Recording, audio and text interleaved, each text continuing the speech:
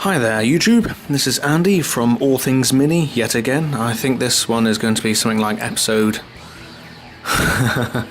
Again, I can't remember, I really must try and remember these numbers. It's not good for an astrophysicist to forget numbers really. But anyway, I've got a few videos that I've still yet to upload and what else have you. But today, or rather I should say tonight because it is rather late, but it's the first chance I've been able to do this. I was just going to basically go and have a little look through various models that I have. Some that actually got me into the hobbies in the first instance, some that I've painted, and I might explain a little something along the way of each of them. I mean, at the moment I'm just sort of killing time really on, you know, if you can see that, that's one of the sales from one of my what's it called again, Dreadfleet, and this one's all but done. I'm just waiting on some others to basically be dry enough to work on again. But first of all, a fantastic unit which I absolutely love. Now as some of you may or may not know, if you read my blog and the like, I really cannot stand Finecast. I've had huge amounts of trouble. Now some people have been very lucky in having no trouble whatsoever, and that's absolutely fantastic if you're one of those people. Every single model I've had's either had massive holes, bits missing, miscasts, you name it, it's been that way. And also the cost of the Finecast models is a wee bit steep, and you can get him in Finecast. It comes at £61.75 I think, although I haven't checked on their website for a while, but I am no way going to stomach buying them, so I bought these, and these are good old metal. I bought these lads from a seller on eBay who thought, hey, I'll cash in. As you'll notice, the paint job is not the best, not by any means. I will strip these down in time, either deciding upon a Nitro Moors stripping agent or basically neat Dettol, which works as well but not as quick as Nitro Moors. But they're still lovely models. The chap hasn't done a bad job on them, I suppose. You know, it's okay, but they're not my type of, you know, of paint scheme. And also, as you'll notice, I always a kickback from my first and second ed days, I always like to have the black rims on all of my models rather than have them all graded with a brown. So yes, Blood Knights, hellishly horrible if you're facing them on a charge. They have got their frenzy, they've got their halberds, they basically hit you with strength 7, and they're really nasty, but they're 50 points a pop. Not including that and barding and what else have you, but it's hellishly expensive. But as I said, I wanted to get a nice large amount of these lads into my armies, certainly for the larger armies anyway, the ones where I can spend a large amount of points on them. And I bought this one from eBay as well. I have to move them because this banner is a real pain in the backside. It's a beautiful looking model. I can't remember which one it's from. A beautiful looking model. The size is just slightly small, hence the reason why it's on a stone.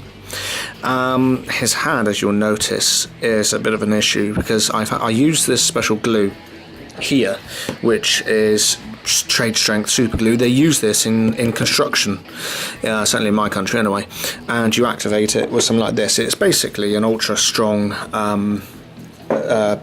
super glue in effect, and you have to, you know, spray it on it, spray the activator, and then you basically stick them together, and it's almost instantaneous. But this model is one of the worst ones I've ever had to put on. Now, I don't know if you can notice, if I can get this close enough. There we go, if we can get you in focus. There's a nice great big chunk of green stuff holding him in. Oh, there we go, might be easier to see it that way. There you go, you can just see it in that gap. And that's because this is one of the worst cast models I've ever had. It's metal, which shocks me. It really wasn't that good. Lovely looking model, and it looks like, you know, with the flowing robes and everything, it looks like he's really getting himself into action. My other two are from Chaos Knights set. This is my more style of painting, that one, and something like this. As you can see, more blending as usual, there and there. Very subtle on certain parts. There, I've had to sort of take off a lot of spikes and stuff like that, arrows, which depict the usual chaos armor, and both heads are from the same. What's it called again?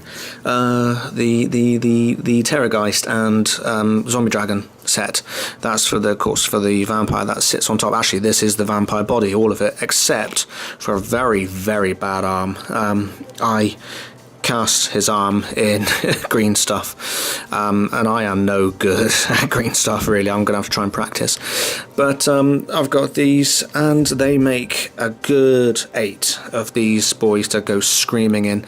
So that's my Blood Knights.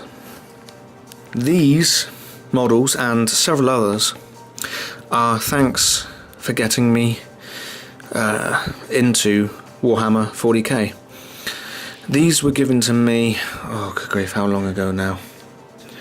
I was in school. I think I was 11 or something like that. We're talking quite a number of years ago, 20 years plus, but I don't really like to say too much. And my brother's friend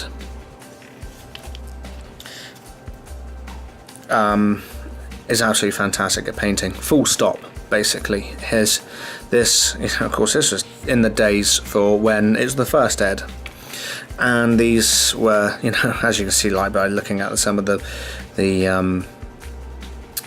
weapons and the way they look and everything like that.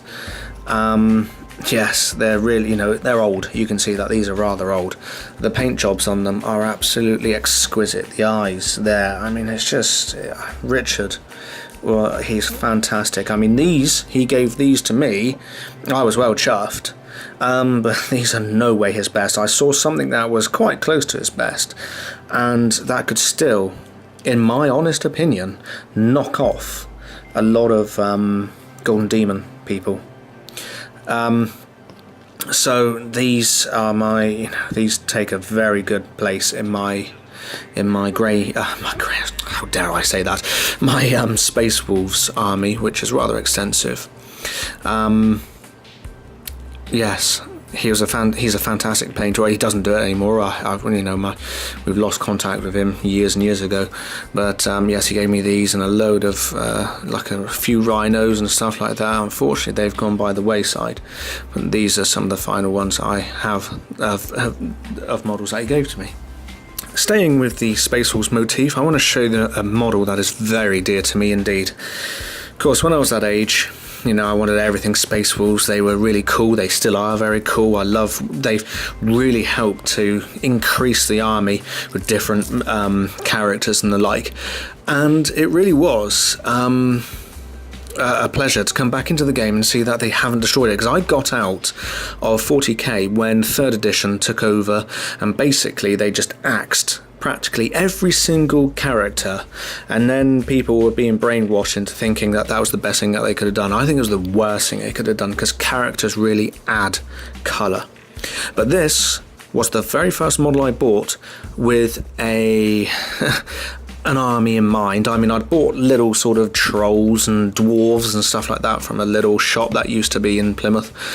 And basically, yes, it's absolutely fantastic. You buy those things and you carry them around in your pocket and you don't really paint them. But this is one of the first ones that this was the first one to get. And of course, it's Lehman Russ, Primarch of the Space Wolves. As you can see, the painting really has left a lot to be desired. It was my first attempt. With various bits and pieces. As you can see, I tried my own sort of like singeing, and yes, it's a very, very dear model to me. I bought this model now for, good grief, how much was it? $4.99. This one, metal. Fantastic. Now, if I can push old Lehman back there, this is when I really started thinking to myself, hang on a minute, I might not be too bad at painting.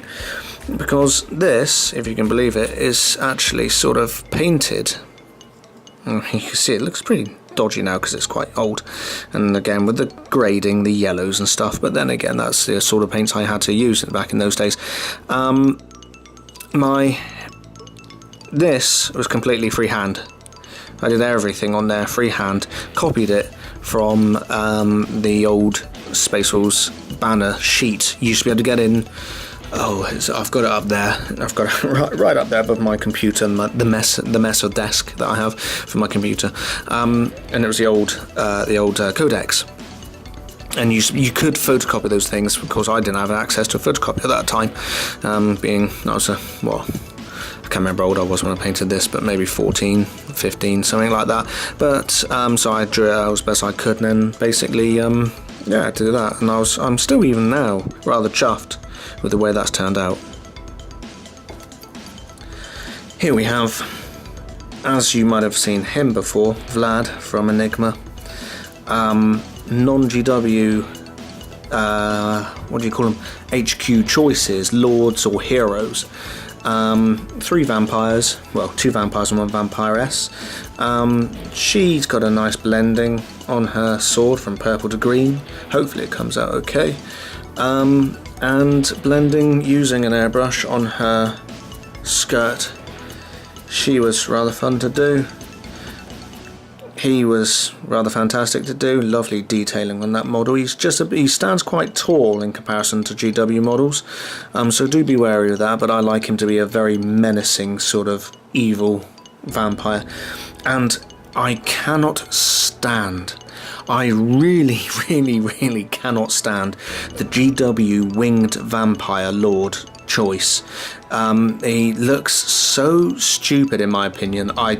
It makes me cringe every time I see it, and I scoured eBay as usual and came out with this one. I think the wings are absolutely astonishing on here.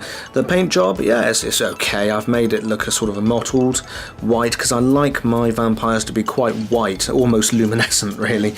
The hair's a bit of a problem because it didn't really show where his hair was on his head. The sculpt wasn't massively brilliant. Blending, as you can see on his sort of skirt thing, but the wing shape, the membranes, the holes in the wings, I think they're absolutely stonking. So I field these 2 a lot. I haven't fielded her because she was quite a recent finish also, or completion. So basically, a little bit of basing left to do on him, maybe a bit of grass and a bit of basing on her, but basically, yes, they shall prove to be very useful, except actually he didn't.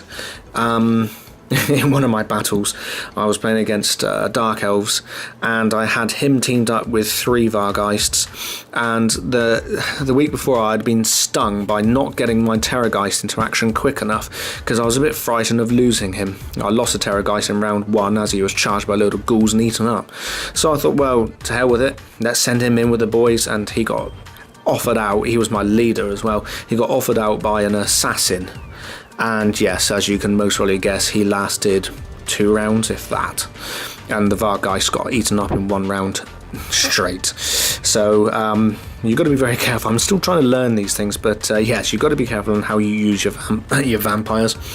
So anyway, yes, 3 non-GW models, very nice sculpts, very good looking models. Right, let's go big, green and nasty. We've got a bit of a knackered... A bit of a scraped, bent. I mean, look at that boss pole. That's dreadful. Let's try and bring that one back. Good old Gazskull. He is fantastic. Oh, he's lost a horn as well. Damn, that's annoying. Oh, finding something new every day. I went through a phase where I didn't like, I thought, well, if you're going to base, just base a tiny bit. That's not the most important thing. It's the actual model. And then I put some things up on DACA. This was going back a little while ago now, quite a couple of years ago.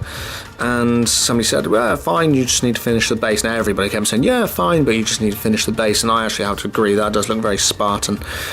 He's got lots of chip paint. That is not intentional. That's actually as he's been knocked about a bit, and also as you can see there's a bit of chip paint there. Beautiful model. He weighs a ton because, as there you go, he's not the fine crap rubbish, he's actually metal, as you can tell. Absolutely lovely, and he is an absolute mean son of a once you can get him into hand-to-hand combat. Otherwise, he's just got to get there. Staying green, knob.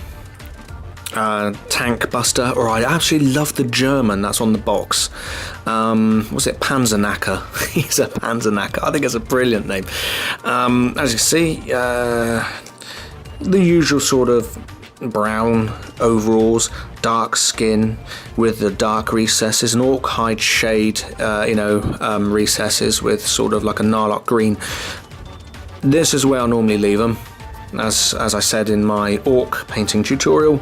And because he's a knob, he gets the goth checks. Now, I don't put the goth checks unless they are a knob or a war boss or a very special character. Otherwise, if they're just orc boys, I won't bother at all, due to the fact that if I want to use them as bad moons or whatever, then I can.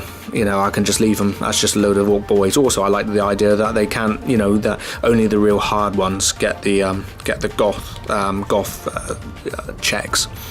Finecast. Not bad. I mean, he was okay. There were issues with like holes and stuff like that on him, and I had to patch them up. But it's a lovely looking model. I do like them, and yeah, as you can see, there's a bit missing there, but still, that's Finecast for you. These lads, they make me laugh so much, and they can also make opponents cry. The Def Guns, where they've got a D3 shooting ability, and they've got I think it might be 48 inches range. I'm not too sure. I would have to look at my thing. A funny looking model with a massive gun, which is very orky. Special unit, hence the sign. And good grief, can they rip into people? If you've got a squad of 10 of these and you're lucky to roll a 6 or a 5 on your D3, in which case you've got 30 hits. Some of those are going to be 5 and 6s, and then you just need 2s because of the strength of these things. Let's go shiny. Yes, you might have noticed this one before. This is Commander Dante. Finecast. In general, not too bad, apart from holes on the edges of things, which, again, when you're paying the money, you don't expect. It could be a bit tidier in one or two places, but in general, I did him in a single night. I was having quite bad insomnia, and that's when I did my Manfred with his armor. I thought I'd stay up for over 24 hours. In fact, I stayed up for about 36 to 38 hours, and then finally, fell asleep, exhausted. But try and get my body clock into action, which didn't work, unfortunately. But if you'll notice, hopefully you can notice from the lighting and all that, he's like a gold on the bottom. Apart from there, that's wearing off for some stupid reason. And he's a light. It will be a light, oh dear me, what is it again? Right here. Bright brass, that's it. Yes, he's a bright brass. So what I did was I'd sprayed on top bright brass and from below the gold Vallejo model and beautiful looking model, thanks to the model airs, of course the usual bits and pieces. Yes, a rather nice looking model. And of course here we have Big Bad Typhus.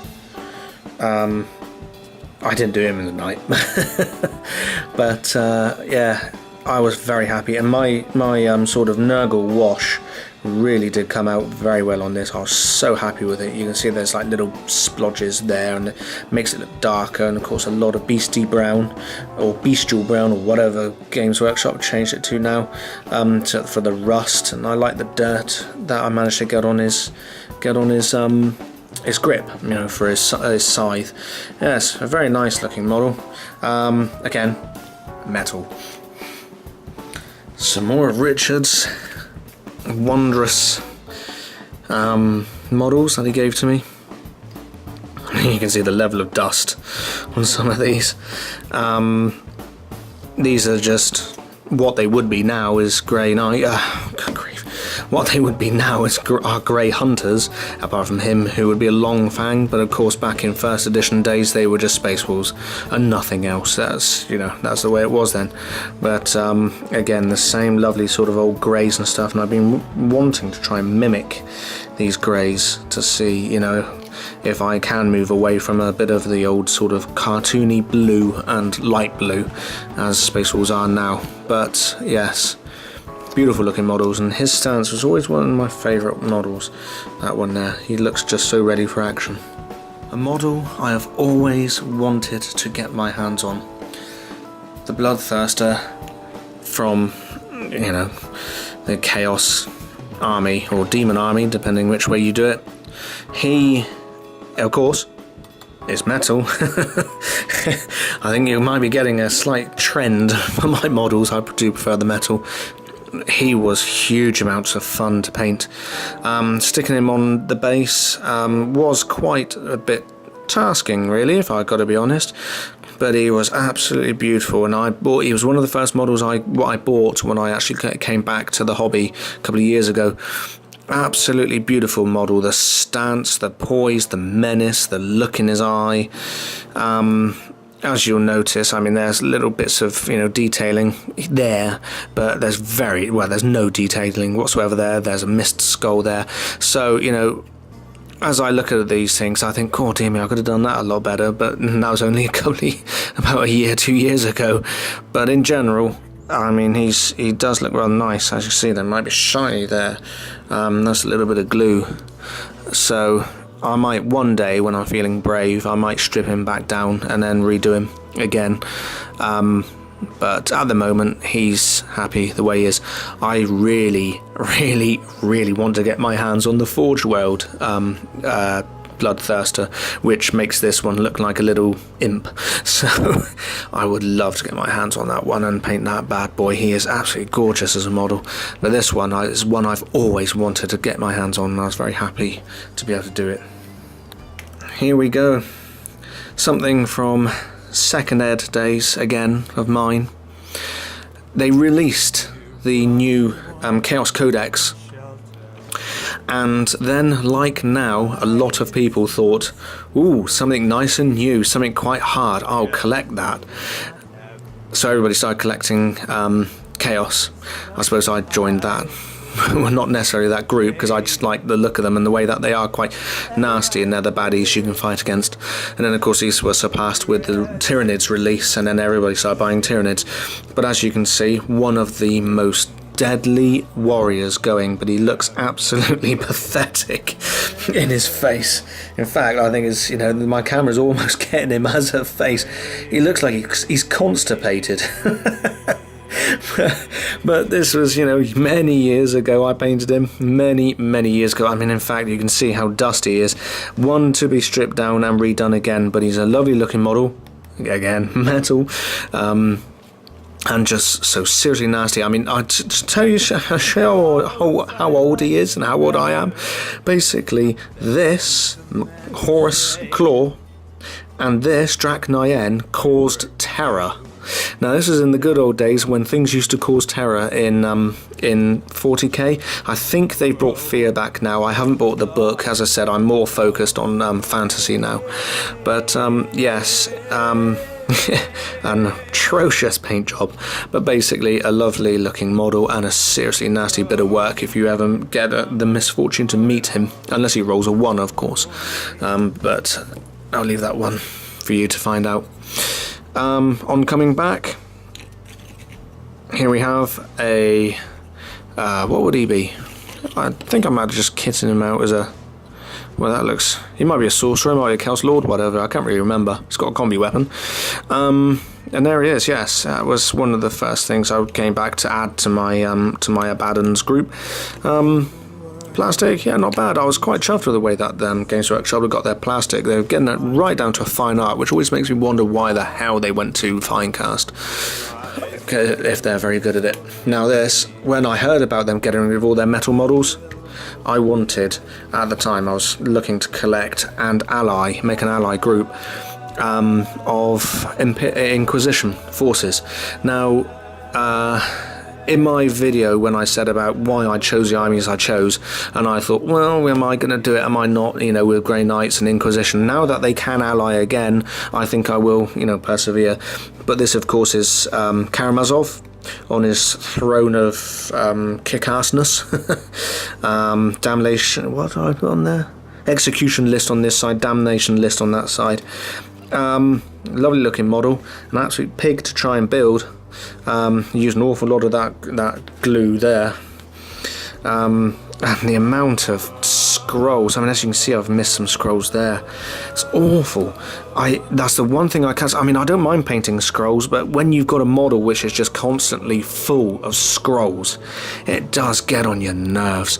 And be prepared if you're doing an Inquisition force, such as Karamazov and what is Saving the Grey Knights, be prepared to paint an awful lot of damn honor scrolls.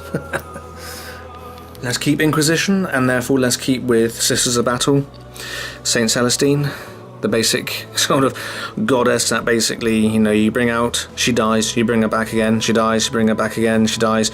I chose especially to show you this one, because it's a custom, you know, it's a converted, and these wings are fantastic. They really are gorgeous on her, and they make her more sort of angelic-like, whereas the model that you can get now with the cherubs holding her cape just looks weird, in my opinion. In gold with silver dry brushing throughout. A lovely looking model. Back to the good old Vamps, and I think I might make these the last two because I most probably have prattled on for far too long. This is, it was a bit of a challenge given to me by one of the chaps at my local GW, and basically it wasn't a challenge sort of, oh, let's see you paint that. He actually said something that's really rather nice, and he said, when I was looking to buy one of these, he said, oh, I'd like to see your painted version of one of them. So I thought, excellent, you know, let's go for it. And of course we got a lot of amounts of dead bodies in here, and what else have you, and sort of wood on, you know, woodwork. Putting the thing together was a bit of a pain in the backside. I did screw up on putting this in the wrong place, and then I had to take it out and then put it back in the proper place. His colour is sort of hoodie. There you go. He's an old version of a very old version of a chav. But basically, now his hood on his cloak didn't fit, and I had to green stuff that. I was very annoyed at that, and it wasn't because of, you know, my pre-painting. Because as I said, if you pre-paint something, be prepared for things maybe not to fit. Because, you know, when the people design these amazing sort of models, they don't think, well, do they fit for when somebody's painted them all pre-painted? They won't think that at all. So basically, be prepared for something going wrong. But that didn't actually fit at all, and I was really unhappy about that. And as I said, I had to green stuff it. These sort of like hanging things here, they didn't fit well whatsoever, but still, he knows what happens. And I wanted the ability to change, oops, let's get the polarity right. I wanted to see, you know, because I don't want to sort of think, well, I'm just going to stick with one, and then, oh, actually that's a balefire, it's not a holy lodestone. I wanted to actually say, no, you know, if I want balefire, there you go, take off the magnetic balefire and then stick on the lodestone, wallop, there you go, which I used last time, which was very useful. And as you see, it's nice sort of tarnishing I tried to do on the bell itself. Lovely looking model, and yeah, the chap from GW, he was well happy with it. He said it looked lovely and I'd done it justice, which is very nice of him to say. And finally, one of the first, you know, the first model I did is huge, insanely large. Now, oh dear, that's in fact so insanely large that you can hardly see it. Yeah, he zoomed out and everything. Basically, beautiful looking model. I was thinking initially to have it magnetized so I could have a mortis engine or a coven throne. In the end, impatience and lack of time and magnets meant that I couldn't do that, so I had to actually just go ahead with it and use it as a coven throne, which I was originally going to do. Then I thought, well, I want a mortis engine, so I might as well do that. But yeah, lovely looking model. Issues. Oh, you can't see them there. I can't show you there. But the issues of pre-painting and putting this thing together, I had to green stuff some certain things there. I glossed the fire to make it look quite eerie. Now, there were major issues with these two girls, the handmaidens of Miss, oh no, don't kiss me on the neck, please, because I don't think you might be able to see. Actually, if I turn on then, hopefully it won't ruin whatever. There we go. Can you see? She's holding a severed head. She's got a skull, I think. When I put them on, they didn't fit. Now, that's mostly due to my stupid sort of mistake, not GW's casting or whatever, because in general they should fit, but I think I screwed up. So their hands were sort of like, that always happens, that's so annoying. Be careful of that. If you can imagine, this is the sort of stonework, her hand sort of held up there, so I had to put something in there to make it look like she's just feeding on something. So those two girls are feeding on heads, severed heads, which I had to paint, and she's been feeding on hers for a while because it's not a severed head anymore. This was a real intriguing thing to do, and this is when I had to use masking fluid to mask off previously sprayed things and to get the grading, pink to white. If you notice, there's some spotting which shows that it was too thick, but apart from that, yeah. So there we go. Hopefully you've enjoyed this. Hopefully it might give you some colour schemes and stuff like that. I'm going to wait on with this. I'm a little bit disappointed, in all fairness, with the Dreadfleet stuff, because it doesn't fit well whatsoever. Yes, I could have green stuffed it and stuff like that, and liquid green stuff it, but I'm just more wanting to get this stuff out. I do like the look of the game, and I want to take it on holiday with me when I go in a week's time. From filming this anyway. So basically, yes, I hope that you have enjoyed this little discussion. I hope you also notice that my desk is actually looking miraculously clear, because on one of the comments I got last night, I totally agree that my desk is a very organised chaos, and here you might be able to see that it's not so chaotic now, and I'm going to try and keep it that way. So anyway, I hope you've enjoyed this, and I shall catch you later.